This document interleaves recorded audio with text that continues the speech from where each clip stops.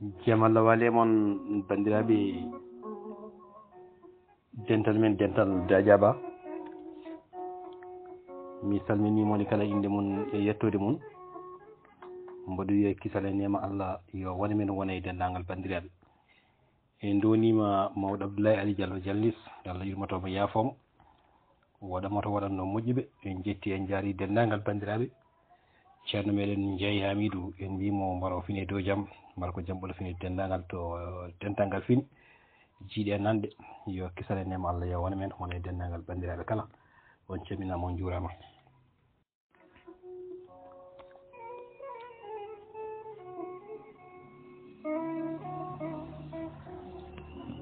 musidɓe tedduɓe rewɓe e worɓe sukaɓe e mawɓe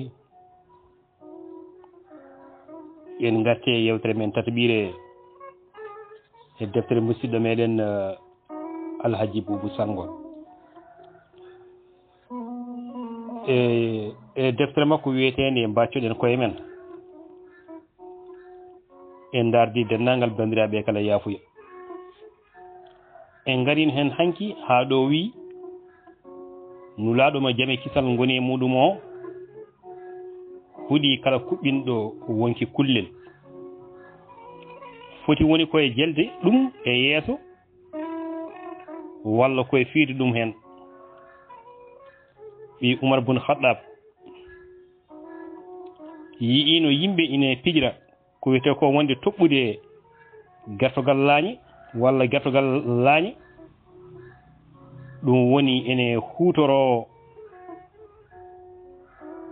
hono ɗeɗon gueɗe woni laañe ene mbaɗa ɗum ɓuura fewde junggo o wiɓe nelaɗo huuɗi on toɓɓuɗo kural walla laañal fewde kala ko waɗi wonki en garini hen hanki ha ɗon so tawi l'islam jumpi e haala toɓɓude kullel saabu fijirde ɗum saabu fijirde ala noon ko haali fijirloji dufoji ƴiƴam woni ƴiƴam aade dutto kadi koyna ɗumen mbaadino goɓɓe njooro ɓerndagu bona e ko nandi hono ɗeɗon gueɗe mbiɗen bandiraɓe tedduɓe sen jokki yewtere nde o wi so tawi l'islam jumpi e haala toɓɓude kullel saabu fijirde ala ko haali pijirloji dufoji ƴiƴam aade dutto kadi koyna ɗum mbaadino goɓɓe yor ɓerndagu gandiraɓe golla gandiraɗe ñeeñal e ndimagu walla sippiro goɓɓodiral wontungo ko wiyete ko fijirde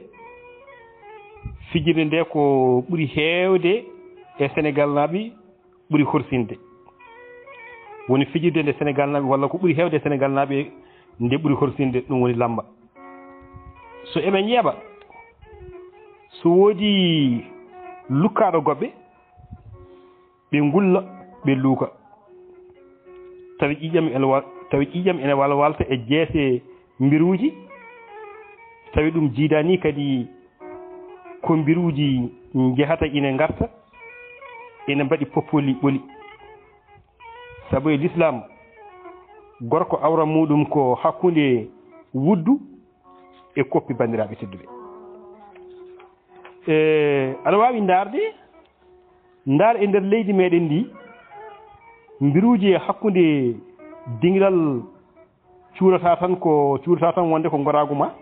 ko jogora maɗa ko ɗum tan woni ko cuurata ko heddi ko terɗe mabɓe tan terɗe mabɓe ɗe foof wontata ko boowal ɓe kaɓɓatalki lohi e gallaɗi ha ɓalli ɗi kawrita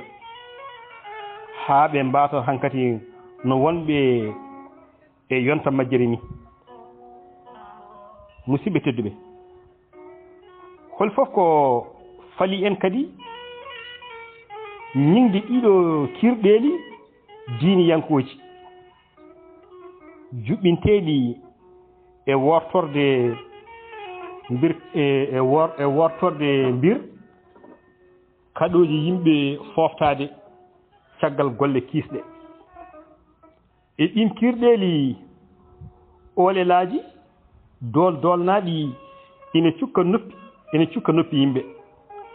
taw ko hatu yimɓe tigi tigi e foftade woni ɗanade walla julde walla ni wadde zicruji muɗumen eno haalirta ni bandiraɓe teddu ndenne de habrama wonde nulaɗo mo sallllahu alayhi wa sallam jami kisi goni mun o meeɗi ñingde debbo goto ñallannoɗo hoorde waala wujjude darɗe ina dursito cimoje dande dow nden koddiɗo makko o wullitoyimomo to nelaɗo mo jami kisi goni mun o ñaworo e dow wullitago ari ina laaɓi cer sharia nelaɗo hen ko on debbo de nelaɗo wi so tawi on debbo de so dartinani ko waɗata ko ina gasa jeygol wona janje makko te debbo ñallanno ko hoorde o walta ko dursitade ɓurana te somo dursito cimoje makko ɗe o jangganno ko daaɗi dow koddiɗo makko noon ɗum welani ɗum ari wullitade to nelaɗo ñaawi ñawore nde e dow wullitago ngo o wi so tawi debbo o dartinani ko waɗata ko yaama jeygol wona janje makko jewte diiniyankoje ɗe ujunnaje pelle hani e daraji juɓɓinta ko damal ngal rewɓe ndewrata ngam hollirde ko wiyete ko wonde cuuɗeji muɗumen walla cuuɗaji mumen joɗɗe ceerɗe ɓe bonnoro kadi hen ɓe bonnoro kadi walla ɓe urna kadi kamɓe rewɓe ɓe woɗɓe arɓe hirde ɓe urna ɓe uranteje maɓɓe jaroje ko tiiɗi irtoje ngandiji en ɗam jananam wona hono no ngal ɗo dewal Allah jomiraɗo saabi e yimɓe saabi e jiyaɓe muɗum e horɓe muɗum neɗɗo foti sinkorade tan wonde ko golle moƴƴe eyyi neɗɗo foti sinkorade tan ko golle moƴƴe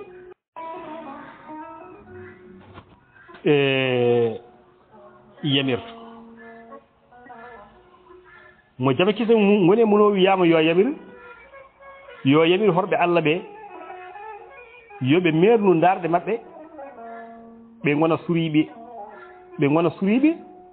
suuriɓe remɓe koye maɓɓe taw ala ko yiyete maɓɓe so wona koɓe poti feññinde ko ɓe gartira kaalaji maɓɓe e dow becce maɓɓe cuɗaji maɓɓe yiyata ɗum tan ko joom galleji maɓɓe walla jinnaɓe maɓɓe walla israɓe maɓɓe worɓe walla ɓiɓɓe maɓɓe walla ɓiɓɓe joom galleji maɓɓe walla bandiraɓe maɓɓe worɓe walla ɓiɓɓe bandiraɓe maɓɓe worɓe walla ɓiɓɓe dewiraɓe maɓɓe rewɓe walla rewɓe julɓe walla jiyaɓe ɓe kalfi walla liggantoɓe ɓe ganduɗa ɓe gandani e gorago muɗumen walla ɓe gondani e gorago muɗumen jafoɗon woni mayraɓe walla cukalon goron kon jontani tawa kon ganda hay hunde e ndewagu debbo woto ɓe ndinku koyɗe maɓɓe haɓe dillina cuɗaji maɓɓe e hemon julɓe tubane Allah onon fof beele ma on dat male ɗon ƴeewoye simore nogate nayyi aya 31 ɓiijo ummorade e deftere Allah teddude nde bandiraɓe tedduɓe ɗum ɗo woni ko ceerno o woni jangguinde en woni siftinde en woni e waajade yonto o woni e waajade jamanu o beele ene jojji kadi ni siftinde wonde timmode annabaɓe mo jame kisal goni e muɗum o o haɗino rewɓe foɗantanoɓe julde e jumaji wadde uranteji walla wadde uranteje so tawi eɓe juuloya imam muslim habri oɗo hadisa celluɗo gummiɗo e kohowo meɗen mouhammadou sallllahu alayhi wa sallam kala debbo baɗɗo uranteri woni cuurayi juuldata e amen gueeƴe te eɗen gandi cuurayi e diriyankoɓe sénégal naɓe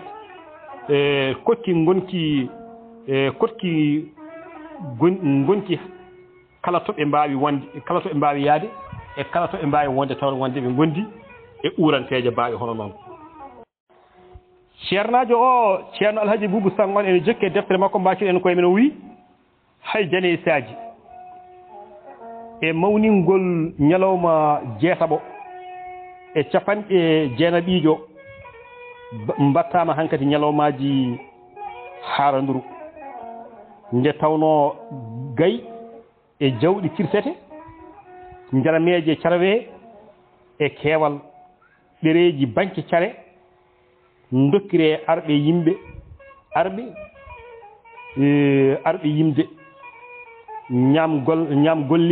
golleji mayɗo o woni koye haale e nden saaka ndenne de on ɓuri hattojinde koye waɗanede dowuji tenki e fatiya ayatal kursiyu e suratul ikhlas laabi 11 nde tawno cimoje 114 alqur'ana ɗe no potirno ko fatiya gandiraɗo kadi yumma qur'anil karim ari dow nde tawno ayatal kursiyu ujunnaji jeegom e 236 ɗe no ndidorino ko ayatal kursiyu kadi tokkitigal dow nde tawno suratul ikhlas ko tataɓal alqur'anil karim ete kadi ko kañum woni kartal d'identité jomiraɗo subhanahu wa taala teddotoɗo ko ɗum ɗo de woni ko mayɗo hatojini jangganede fatihatul kitab woni duwanede jangganede fatihatul kitab ayatal kursi kañum e l'Ikhlas woni qul huwallahu ahad laabi 11 ko ɗum ɗo woni ko mayɗo hatojini wona ñamalleje ɗe wona jarameje ɗe wona mantoje batteɗe hen ɗe wona caaleje e basuji batteɗe ɗi bandiraɓe tedduɓe hay koye yoni dartinen mbaccoɗen koye men ceerno ma jarama nden noon so tawi ɗum foof yonani mayɗo wona goɗɗum dandata ɗum so tawi fatiha yonani mayɗo ayatal kursi yonani mayɗo l'Ikhlas o yonani mayɗo duwuji ɗi yonani mayɗo wona kay bandiraɓe tedduɓe ɗeɗo jarameje e ngal ɗo faɗɗodirande hono mum ko watte hen ko wona ɗum ɗo woni ko nafata mayɗo ko yurmini hawni hen ko so ɗi buubaji ɓenni koreji cankiɗo paggoto ko ñamale ha tedda ha ɓurta mayɗo o so tawi yeehi ha yange makko nge ɓenni koreji makko ɗi paggoto ko ñamale ɓurtuɗe ñamale joganoɗe e gurdam mayɗo o te ɗum jibinde tan ɗum wonde ko basal e dow basal te ɗum wona ko haani wona ko jojji kono tan kam ina waɗi e koreji e hoddiɓe mayraɓe moni mayraɓe o teddinde hoɓɓe ummiɓe wonde e nokkuji kewɗi goɗɗuɗi ko e dow ɗum nelaɗo sallllahu alayhi wa sallam wi keblani ɓesguji jafar bottari sabu eɓe gondi e jinde sabu eɓe gondi e jindede o wiino noon nde jafara sahodini nde ko nden woni nde o wi noon jafara ko sahaba makko wonno maayi koye walde ene yaara taw ene yaari cukagu ko jamaro kattude wonno yo Allah welemo allahumma amin musidɓe tedduɓe ceernajo ene jokki mo jokki o darta ko wi tawtoraɓe oɗo saaha foof ceedima unutuji e poɗodire laabi diine foɗodiroɓe e dow ko hay goto famata sabu wasde ɓe famodirde e darorɗe korka walla ni mayide ɗum kam hankkadi ko hunde feeñƴe nde jiiruɗen gite men nde nawɗen noppu men gila ko ɓooyi ha en batirude gite men ko hawni hen ko dental caktowal kabaruji e lili ngawol woni internet gandirangal ko wiyete ko wonde kibaru net humpiti e walla humpiti e saktande muɗumen sappo e go'o lewru février hitan ujunaji ɗe nogas walla hitan ujunaji ɗi e sappo e go'o wonde Sirin Sidi Muttara Mbakke khalifa lawol muritanaɓe erima almuɓe muɗumen e awde jaam e beldal e pamodiral hakkunde leƴƴi Sénégal e julɓe ha e hakkunde muriteɓe ha e hakkunde muriteɓe e tijaniyankoɓe e ko herti o sukunima kadi e ko Sénégal naaɓe donki yuɓɓinde julde wotere ko kadi kibaru net fawi hen yii Sirin Mansour Sy wi'i ummorade e jettinowo konngol muɗum wonde ina yaadi e haalaka gardiɗo muritanaɓe o haalika sabu teskademo wonde ɓurɓe heewde e hoɓɓe e leydi Sénégal ɓe ko julɓe kaɗo haala roɓinda ko e mawlud baɗanoɗo hitande ujunaji ɗi e sappo e go'o bandiraɓe tedduɓe jamiroje Allah jowitiɗe e daragol lewru ene laaɓi no feewi wonande yimɓe famɗuɓe humpitoɗo waaɓe no amen ɓe ni ko howo men Muhammadu sallallahu alaihi wasallam waggini en e ɗum o wi lewru korka ko balɗe 29 wata koore so wonani jiiɗon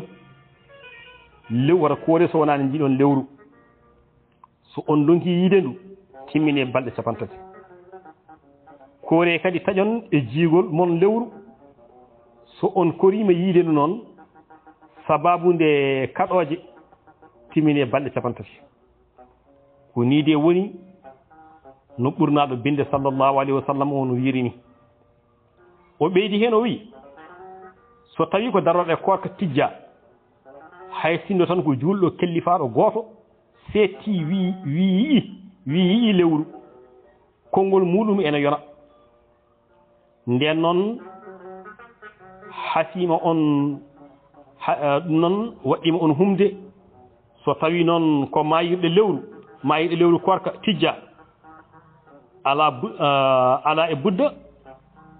so famɗi ma julɓe ɗiɗo hoolaɓe ceetto jii lewru ndu ene wawi sifrade fof noon kala julɗo mo korka fawi jiiɗo lewru waɗɗima ɗum hoorde kañum kam eyyi an kam tawde wiiɗa yii soɓe koori ɓe korani an kam waɗɗimama hankkadi hoorde hay sinno ni konngol muɗum hiisaka so tawi noon o yii lewru ko e jofde mayirɗe korka ete cettogol makko hiisaka o haani wonde ko dawrude korka kankone o hoordo e bandiko en ko ni de Mouhamadou annabi pattam lamo o ko ni woni no jangginiri en bandiraɓe tedduɓe julɗo noon ko ma yone julɗo ma yoode julɗo ma yiɗano julɗo hono ko yiɗani hoore muɗum ko hay diina mo Allah tellini gila kaaje ko kecce o dañanama ko wiyete ko asko watti yettede ina joftinoye galleji kaari en kono noon l'islam ko diina winnereyenkejo mo fawani ndimagu e ceerundal guri ɓalli walla ni yettode walla jibinande walla lasli walla ngalu e nder l'islam dimo ala dimajo woodani gaga e nder dewal nder dewal e ɗoftogol joomiraɗo ɓurɗo hulde e ɗoftade Allah towɗo o fof ko kañum ɓuri rimɗude kala fof noon nantiɗo e goɗɗum yo yenane nangtima e ceekol sabu hiisi ko aada falkisi ko yamirore Allah woni yamirore Allah towɗo o innama aade noon fotani hiisade aada falkiso e yamirore jomiraɗo subhanahu wa taala teddo towɗo o eyi woni jomum woni falkisi ko yamirore Allah e yamirore Allah towɗo o e nelaɗo muɗum Muhammad sallallahu alayhi wa sallam tuubiɗen kalɗen kaɗo haala o wi tuubiɗen ha kalɗen kaɗo haala koye alqur'anil karim suratul hujurat aya 13 jomiraɗo wi en hen holko wi o wi ehe moɗon yimɓe min tagui on caggal ndemin ndendini gorko e debbo ete min cari on e nder gendiji e leƴƴi ngam mbawon andudirde ene selli noon kala e moɗon ɓurɗo wonde dewowo Allah ko kañum ɓuri rimɗude ko Allah de woni gadiɗo fof ko kanko woni ganno mawɗo mo ala ko humpa hay hunde kanko Allah humpaka ala ko woɗɗi wirnimo ala ko ɓatti suuɗimo gaga konngol Allah subhanahu wa taala teɗo toɗo ngol e nder yoga e diwanuji men almamagal hertani tan wonde ko won e cuuɗi walla galleji ngolel ngo walla ndi juɓɓudi toɗɗaki diina hay hunde ko ɗum aada tan ete kadi e ɗum lundi ko nelaɗo sallllahu alayhi wa sallam jangguini en ko yo on ɓurɗo andude e worɓe ardu juulu ngu so tawi foɗodiroɓe gardiguɓe poti tolno yo ɓurɗo famde sunna o ardo so ɗekki mbaɗi noon yo gadiɗo arde e nokku he o ɗow yo on ardo so tawi ko kamɓe jettudi ɗon lefol almamagal ngol arsata koye juuɗe kecciɗo o ko almami muslim humpiti oɗo hadisa bandiraɓe tedduɓe kenkinen mbiyen kadi l'islam wona fiyaku galleji so ɗum wodatno Allah rokkanno nulaɗo sallallahu alaihi wasallam ɓiɗɗo gorko mo ina ronta ɗum e dow ɗum ni nelaɗo sallallahu alaihi wasallam andini en addi hen miijo muɗum ɗo wiyata tuugade eko ubbata ibnu amar habri so tawino nelaɗo goɗɗo ina fonno arde caggal makko o nde wawanno wonde oɗon nelaɗo de o wi wawanno wonde tan ko Umar ibnu Khattab so tawino kadi koto banggue kalifagal hono lomtotoɗo mo woniranno e mbaadi belndi e mbaadi belndi ndi ganduɗen ndi so en kaldi ɗum kadi e sifa goɗɗo mbiyen Aboubacry Siddiq ko oɗo wonanno khalifa garwanijo leydi l'islam wona gadidi e windere nde ko noonne kadi laaturi ɗo Umar bun al-Khattab walla bun Khattab lomto ɗimmo walla Ousmane bun Affan lomto tataɓejo ha yetti e Aliou ibnu Abbas ibnu Aba Talib gonɗon lomto nayi ɓiijo yo Allah wele ɓe kamɓe fof jaɓɓoɓe to ɓuri towde e aljannaji allahumma amin musidɓe tedduɓe Allah jarama on jarama en gari hen ha ɗo e ñalande hande nde yewtere men tataɓiɗe deftere meɗen deftere ceerno meɗen ceerno Alhaji Boubou Sangon yo moƴƴire jallo gone makko gona e dendagal bandiraɓe kala kala e kuuɓal noon fo jettama on jarama en jetti ceerno meɗen musidɗo meɗen ceerno Mahmoudou Nder gorko mo jool rewa eɗen mbiyamo jarama yo moƴƴir Allah wona men no ko musidɗo mon jibba no yewtidde men yo jaam Allah ñalla men amin